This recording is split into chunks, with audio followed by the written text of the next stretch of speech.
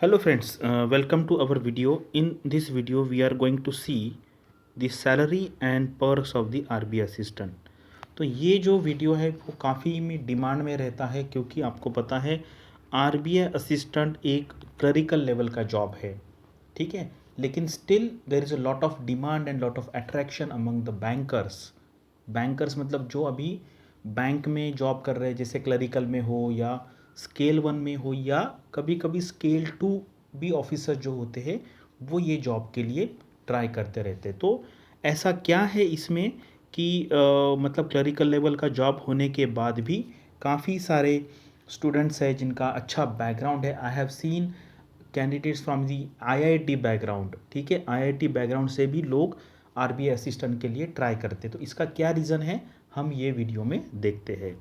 तो यहाँ पर देखिए ये 2019 का जो रिक्रूटमेंट हुआ था, इसका नाम था 2019, लेकिन इसका जो सारा जो प्रोसेस था 2020 में नियर अबाउट हो गया है। एंड अभी 2021 में मैक्सिमम सारे ऑफिसेस के रिज़ल्ट आ गए हैं। कुछ ऑफिसेस के रिज़ल्ट पेंडिंग थे, मैंने उसके बारे में वीडियो भी बनाया है। जैसे मुंबई ऑफिस का पेंडिंग था, उसके बाद गुवाहाटी का था एंड भोपाल का भी पेंडिंग था। तो अभी सारे के सारे रिज़ल्ट आ गए हैं। इसका मतलब है जो पिछला वाला जो प्रोसीजर है 2019 का वो पूरा हो गया है। तो अभी क्या है, अभी बस एक इसमें बाकी है कि जो कुछ लोग ज्वाइन नहीं करेंगे अलग अलग रीज़न से, फिर उसकी वेटिंग लिस्ट निकलेगी।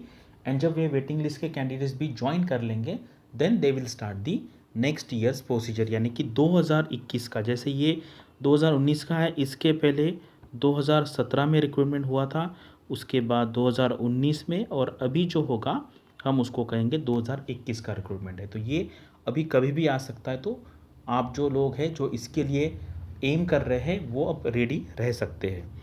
तो ये है इसका नोटिफिकेशन में जो 2019 का नोटिफिकेशन आया था उसमें क्या दिया था, ये सर्विस कंडीशन करियर प्रॉस्पेक्ट पे स्केल, ठीक है। पे स्केल जो है बेसिक जो यहाँ पे दिया है 14,650, और इसके बाद यहाँ पे दिया है कि ग्रेजुएट लोग, ठीक है। पहले क्या था 12th के बेसिस पे भी होता था, इसलिए फिर जो लोग उस टाइम ग्रेजुएट ज्वाइन करते थे उनको 2 इंक्रीमेंट देते हैं। यहाँ पे एक इंक्रीमेंट जो होता है 750 का, यानी कि 2 इंक्रीमेंट 1500 के हो गए। तो यहाँ से बेसिक चालू होगा। तो अभी क्या है, मेरे जो कुछ स्टूडेंट्स हैं काफ़ी सारे जो आरबीआई में अभी ज्वाइन कर रहे हैं, उन्होंने 2019 का बैच ज्वाइन किया है, ठीक है। 2019 का भी कुछ लोगों का सिलेक्शन हुआ है, लेकिन उनका भी सैलरी स्लिप अवेलेबल नहीं है। तो अभी मेरे पास जो मेरे स्टूडेंट्स हैं जो 2017 में ज्वाइन किया था उन्होंने, उनका मेरे पास सैलरी स्लिप है। तो ऐसा मान लीजिए कि जो आपको चाहिए कि फर्स्ट सैलरी कितनी होती है, तो वो तो जो अभी मैं यहाँ पे बताने वाला उससे 3-4 हज़ार कम होगी। लेकिन आरबीआई का अभी क्या है, हम इसको कहते हैं सैलरी रिवीजन, वो अभी ड्यू है। तो आई थिंक 6 महीने में हो जाएगा। जो अभी न्यू लोग अब ज्वाइन करेंगे, ये अगला जो नोटिफिकेशन होगा उसमें उनका जो सैलरी है वो इससे 10-15 के हज़ार से ज़्यादा होने वाला है, ठीक है। तो यहाँ पे आप देख लीजिए क्या क्या होता है। तो यहाँ पे उन्होंने दिया था, देखो मंथली ग्रॉस जो है इतना है, ठीक है। लेकिन हम देखते हैं कि एक्चुअल क्या आया है, ठीक है। एक्चुअल जो सैलरी स्लिप होती है उसमें क्या बताया गया। और ये परक्यूजिट से यानी कि काफ़ी सारे मिलते हैं। जैसे देखो for maintenance of the vehicle for official purpose, newspaper है, ब्रीफ केस है, बुक ग्रांट है, फर्निशिंग रेसिडेंस है, डिस्पेंसरी फैसिलिटी, बहुत सारी फैसिलिटी यहाँ पर होती है। लेकिन आरबीआई का जॉब इसलिए, ये असिस्टेंट का जॉब इसलिए नहीं प्रेफर किया जाता है कि आप असिस्टेंट प्रोफाइल में वर्क करें। लेकिन असिस्टेंट से जब ग्रेड ए बन जाते हैं तो सैलरी में काफ़ी ह्यूज इंक्रीमेंट होता है। पकड़ लीजिए कि नियर अबाउट 100% इंक्रीज हो जाता है वो, ठीक है। तो उस एंगल से अगर आप लॉन्ग टर्म देखेंगे तो ये काफ़ी अच्छा है। तो there are reasonable prospect for promotion higher grades. तो यहाँ पे क्या देखो, ये है असिस्टेंट, ठीक है। उसके बाद इमीडिएटली प्रमोशन होता है ग्रेड ए में, फिर उसके बाद बी है, सी है, डी है एंड ई है। तो ई मतलब जीएम है। तो यहाँ से मैं आगे बताऊँगा आपको कि कैसे प्रमोशन होगा और आप कहाँ तक पहुँच सकते हैं, ठीक है। तो ये जो नोटिफिकेशन में दिया है ये आप देख लीजिए। अभी हम सैलरी स्लिप देखते हैं। तो नोटिफिकेशन कब आएगा, मैंने इसके बारे में वीडियो बनाया था और मैंने बैकग्राउंड भी बता दिया कि अभी पिछला वाला जो प्रोसीजर है वो सारा ख़त्म हो चुका है।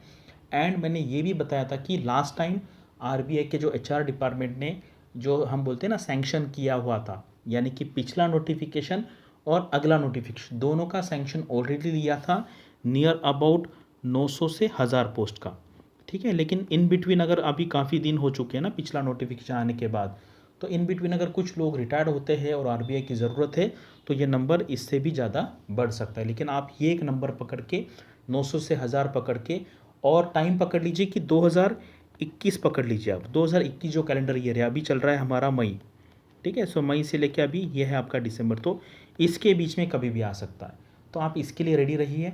और कुछ लोग ऐसे हैं कि जिनका कुछ महीने के बाद एज बार हो जाता है, वो लोगों को प्रॉब्लम होना चाहिए। जैसे मान लो किसी का, ये आपको पता है इसके लिए 28 ईयर्स होता है जनरल कैंडिडेट्स के लिए मैक्सिमम एज।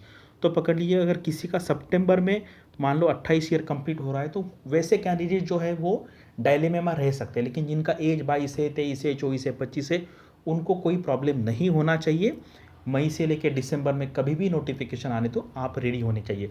और ऐसे भी जो कैंडिडेट है जो इसके बीच में 28 कंप्लीट करने वाले हैं, मैं उनको भी ये सलाह दूंगा कि आप थोड़ा सा रिस्क लेके प्रिपरेशन चालू रखिए। अगर आपका लक अच्छा होगा तो आप एलिजिबल रहोगे और आप इसका एग्ज़ाम दे सकते हो। तो ये नोटिफिकेशन का दिमाग अभी जो ख्याल है वो दिमाग से निकाल दीजिए एंड अभी पढ़ाई के लिए लग जाइए, क्योंकि बहुत ज़्यादा कंपटीशन होता है आरबीआई असिस्टेंट पोस्ट के लिए। तो अब ये ऑर्गेनाइजेशन स्ट्रक्चर है, मैंने बताया कि ये यहाँ पे इसके बीच में यहाँ पे होता है असिस्टेंट, ठीक है। तो असिस्टेंट से लेके अब हम देखते हैं, देखिए असिस्टेंट से लेके फिर ग्रेड ए है, फिर बी है, फिर सी है, डी है, ई है। तो आप यहाँ से यहाँ टाइम है नियर अबाउट 4 से 5 साल का, यहाँ से यहाँ टाइम है 4 से 5 साल का। यहाँ भी टाइम थोड़ा सा बढ़ा दिया है, यहाँ पे नियर अबाउट 7 to 8 ईयर्स निकलते हैं। यहाँ भी 5 साल के बाद टाइम मिल सकता है, मतलब चांस मिल सकता है, यहाँ भी 5 साल। तो अगर आप ये पकड़ेंगे, पकड़ लो ये 10 है और ये 20 है और 28 है। अगर मान लो कोई 28 के एज में भी ज्वाइन करता है तो 28 + 28 56, तो ये डेफिनेटली ई ग्रेड तक यानी कि जीएम तक पहुँच सकता है, ठीक है। ये जीएम होता है ग्रेड ई, लेकिन डेफिनेटली आप ग्रेड डी तो बन ही जाएंगे, ठीक है। अगर आपके सर्विस में कुछ प्रॉब्लम ना हो, अगर नहीं हुआ तो आप ग्रेड डी यानी कि डीजीएम तो डेफिनेटली बनेंगे। तो ये आप दिमाग में रखिए। और बाद में कभी कभी क्या हो जाता है, लोगों की प्रायोरिटी चेंज हो जाती है, फैमिली की तरफ है या हेल्थ है, इसलिए कभी कभी लोग प्रमोशन लेते भी नहीं हैं। तो ये अभी आपको लगता होगा कि आपको जीएम बनना है, डीजीएम बनना है, लेकिन बाकी सर्विस ज्वाइन करने के बाद जैसे आपकी फैमिली बढ़ेगी, आपकी प्रायोरिटीज़ बदल सकती है। तो इसलिए मैंने देखा है कि लोग ज़्यादा कभी कभी प्रमोशन लेते भी नहीं हैं, ठीक है। ये अप टू है, लेकिन अगर किसी को करियर पे फोकस करके अगर जाना ही है आगे, तो आप ग्रेड ई तक डेफिनेटली जा सकते हो। तो अब ये सैलरी है, मैंने कैंडिडेट से लिया था, तो आप ये पकड़ लीजिए कि इसमें क्या है ना, ये कैंडिडेट ज्वाइन किया था 17 के बैच में, तो उसके हिसाब से है। तो अभी आप ज्वाइन करेंगे तो इससे थोड़ा कम होगा सैलरी, लेकिन आपको मैंने पहले ही बता दिया कि 10-15 हज़ार सैलरी तो वैसे भी नया जो सेटलमेंट होगा उसमें बढ़ने वाला है। तो ये जस्ट देख लीजिए। और ऐसा नहीं है कि इसमें 4-5 हज़ार कम ज़्यादा हो जाएगा तो कोई कैंडिडेट ज्वाइन नहीं करेगा, ऐसा नहीं है। और आरबीआई क्यों ज्वाइन करना है असिस्टेंट पोस्ट के लिए वो भी मैं आपको एक्सप्लेन करूँगा।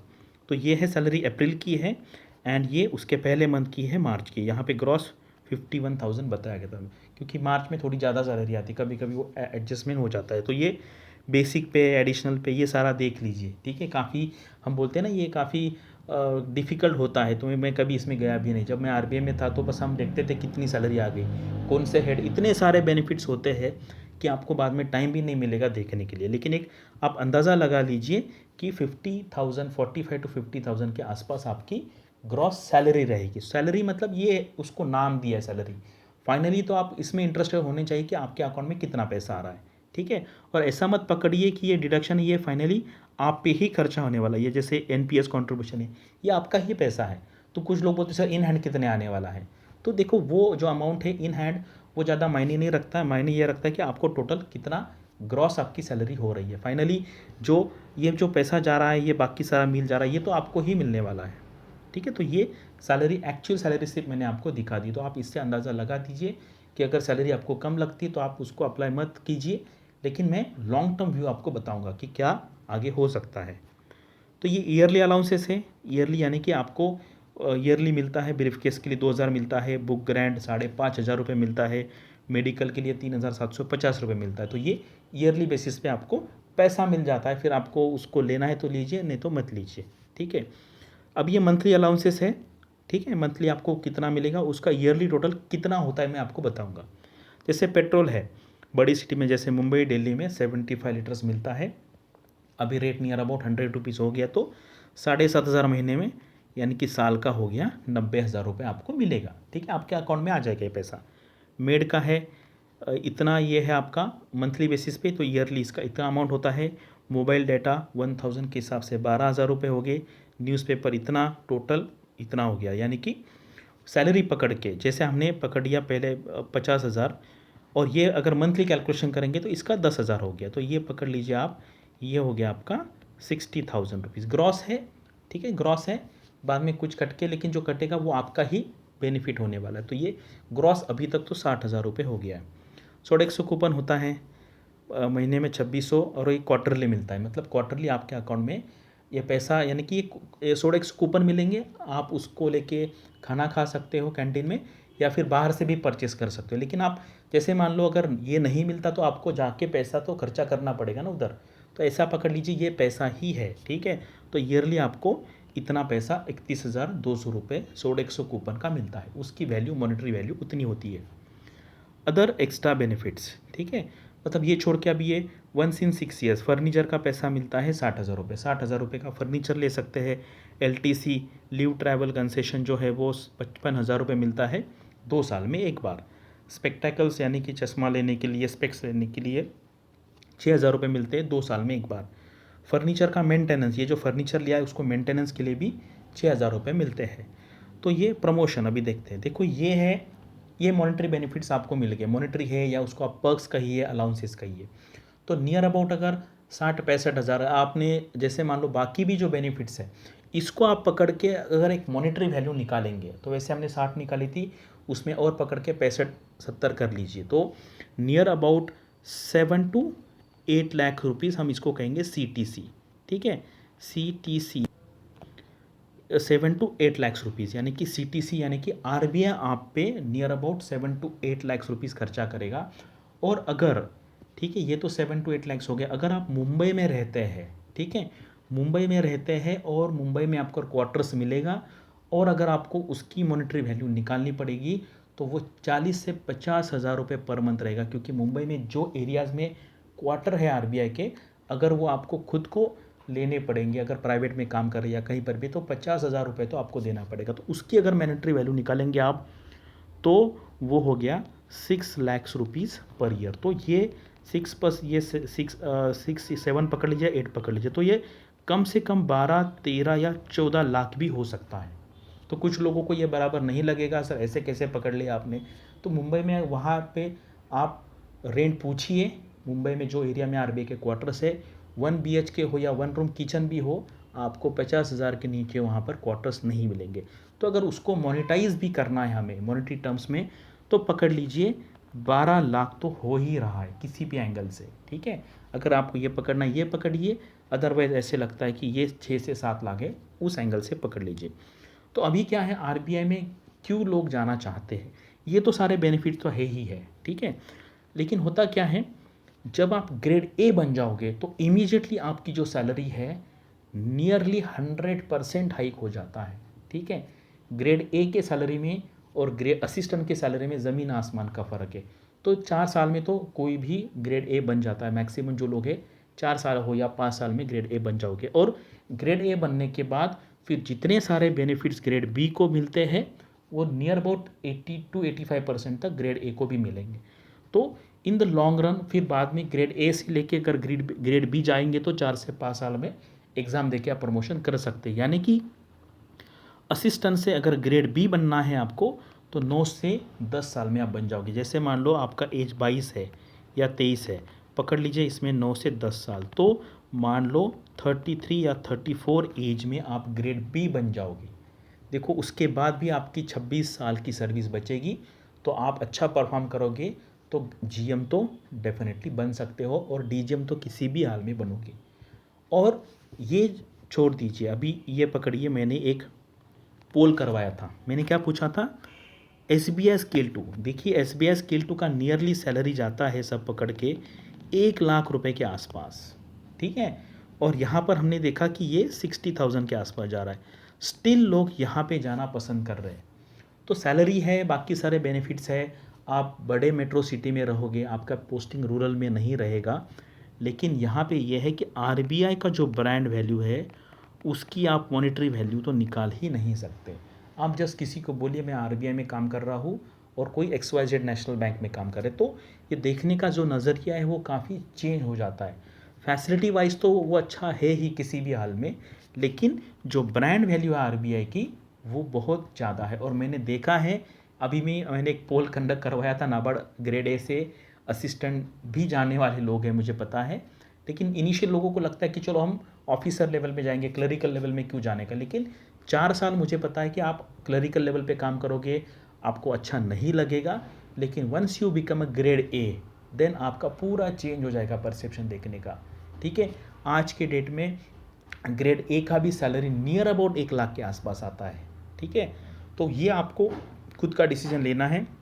अगर कोई मुझे पूछता है तो मैं बताऊंगा कि लॉन्ग रन अगर आप अगला करियर देखने वाले हैं, आपको मेट्रो सिटी में रहना। अभी क्या है, जैसे मान लो बहुत सारे लोग अभी मैरिड नहीं है, शादी हो जाएगी, फिर आपके जो स्पाउस है उनका जॉब कहाँ है। नेशनलाइज बैंक में आपको पता है कि आपको रूरल पोस्टिंग करनी पड़ती है, इंटीरियर पार्ट में जॉब होता है। लेकिन आरबीआई में आप कहाँ रहोगे, मुंबई में रहोगे, नागपुर में, पुणे में, भोपाल में, अहमदाबाद है, हैदराबाद है, चेन्नई है, ये बड़े बड़ी सिटी में रहोगे तो बाद में क्या हो जाता है, जैसे आपके स्पाउस जो है वो कॉरपोरेट सेक्टर में है तो मुंबई में हर ऑफिस होता है, मैक्सिमम हैदराबाद में भी होता है, तो बाद में जो आपकी लाइफ है वो इजी बन जाती है।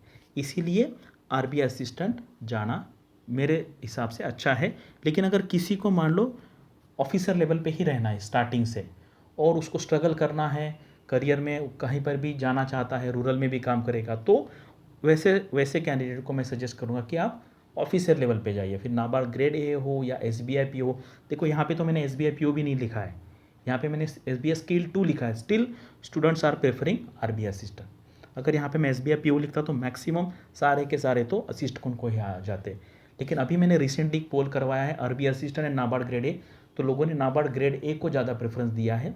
लेकिन मुझे पर्सनली मैं 8 से 10 लोगों को ऐसे जानता हूँ जो नाबार्ड में ग्रेड ए है, still they are trying for the RBI assistant, because उनको पता है, अभी वो नाबार्ड में काम कर रहे हैं, उनको पता है कि आरबीआई में क्या क्या फैसिलिटीज़ मिलती है and in the long run उनको क्या बेनिफिट मिलेगा। ठीक है, तो लॉन्ग रन अगर आप देखते हैं तो RBI assistant is always better. और आरबीआई असिस्टेंट होने के बाद आपको देखो सैटरडे संडे छुट्टी है।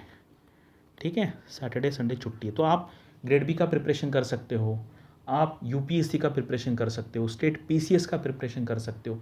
तो वो भी एंगल देख लीजिए। जब मैं आरबीआई में था मैनेजर अहमदाबाद में, तो वहाँ से एक आरबीआई असिस्टेंट लड़का एक ये बना था group a service income tax में, यानी कि असिस्टेंट कमिश्नर बना था, क्योंकि काम ज़्यादा नहीं रहता है, आप अच्छे से पढ़ाई कर सकते हो, ऑफिस में भी पढ़ाई कर सकते हो, तो ज़्यादा काम नहीं होता है। अगर आपको आराम की लाइफ चाहिए, 3-4 साल आपको चलेगा कि असिस्टेंट लेवल पे, क्लरिकल लेवल पे काम करने का, लॉन्ग टर्म व्यू है, तो आरबीआई असिस्टेंट सबसे अच्छा जॉब है आरबीआई ग्रेड बी के बाद। ठीक है, तो ये है मेरा परसेप्शन। और यहाँ पे आपके अगर कुछ क्वेरीज़ है तो नीचे बता दीजिए। कुछ लोग मुझसे एग्री कर सकते हैं, कुछ लोग एग्री नहीं कर सकते, तो हम हर लोगों को सेटिस्फाई नहीं कर सकते। तो ये मैंने आपको एक्चुअल पोजीशन दिया, मैंने आपको एक्चुअल सैलरी स्लिप दिखाई है। अभी वेज रिवीजन होने वाला है, उसमें 10-15 हज़ार सैलरी बढ़ने वाली है, बाकी पर्क्स भी बढ़ेंगे। तो उस एंगल से आप देख लीजिए आपको क्या करना है। और ऐसा नहीं है कि आपको लोग ऑफ़र कर रहे हैं ये लो सर आरबीआई असिस्टेंट का जॉब, आपको काफ़ी मेहनत करने के बाद ये जॉब मिलने वाला है। तो इसलिए अच्छे से प्रिपरेशन कीजिए, अगले 2-3 महीने में या मैक्सिमम 8-10 महीने में नोटिफिकेशन आएगा। अच्छे से पढ़ाई कीजिए और आरबीआई में जाइए। Thanks and all the best for your studies and upcoming examinations.